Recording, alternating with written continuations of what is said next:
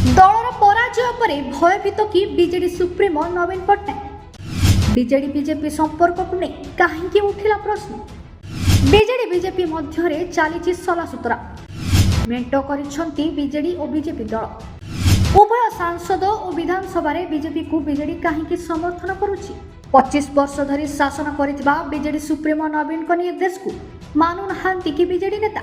Social media रे कांग्रेस रो एपरि प्रतिक्रिया पर एमिति अनेक प्रश्न छिड़ा होईछि, जहाकु नै आगामी स्थिति रे बीजेडी दल चलाइबा मुश्किल होई पारे। नवीन बाबू उत्तर को सारा ओडिशावासींकर अपेक्षा। नवीन बाबू निजे उत्तर दे से आग स्पष्ट करंतु केउ परिस्थिति रे काहेकि से पूरा पलटि गले बोली कहिसथि सेठारे उपस्थित थिबा अन्य नेता। केंद्र आनिछि वाकफ बिल, राज्य आनिला विश्वविद्यालय बिल। सारा राति बीजेडी कला आलोचना उपरे फॉर्म भितर किंतु सलासुतरा। यह हेउछि बुधवार रातिर लोकसभार चित्र आउ यह हेउछि सेही बुधवार आम विधानसभार दृश्य। केंद्र रे बीजेपी सरकार और राज्य रे भी बीजेपी सरकार एकाथरके दुईटी ऐतिहासिक बिल पारित करिसेंती। सारा राति गृह चलाई इतिहास सृष्टि करिसेंती, जहाकु खोला खोली दीर्घ समय धरी आलोचना करबा पर बीजेडी नेता सरकार को समर्थन करिसेंती। हेले कांग्रेस एहाकु नै बाढ़ी बड़ चुक्ति।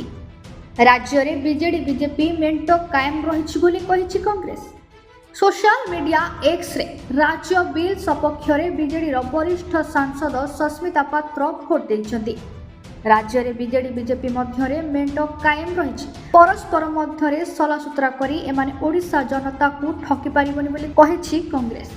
सेपटे एही बीजेडी रो वरिष्ठ नेता तथा विरोधी दल उपनेता प्रसन्न आचार्य मध्य कहिसंती, आम दलर जन्म हेउछि ओडिशार सेवा करिबा पई, ओडिशा लोकन को सेवा करिबा पई। तेणु ओडिशार स्वार्थ विरुद्ध रे जेतेबेले भी जेउ स्तर रे जेउ फोरम रे जेउ प्लाटफॉर्म रे कोनोसी विरोधाभास आमे देखु आमे तार विरोध करू।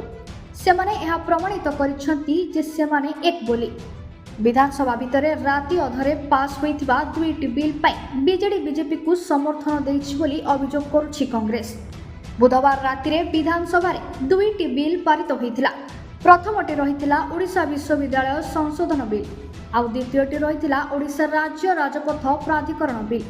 तेबे बिल जेतेबेले विधानसभा को आसीथिला सेतेबेले सस्पेंड होइथिबा कारणरू गृहरे नथिले कांग्रेस विधायक। केवल बीजेडी बीजेपी और स्वाधीन विधायकों को नहीं चलीथिला गृह, जहाकु नहीं कांग्रेस टार्गेट करने सहित बीजेडी बीजेपी एक बोली अभियोग करिछि। वाकफ बिल को नहीं एबे तेजी लागिछि राज्य राजनीति। बीजेडी बीजेपी कोलाकोली कांग्रेस माइलेज नेबाकू पछाउ नाही।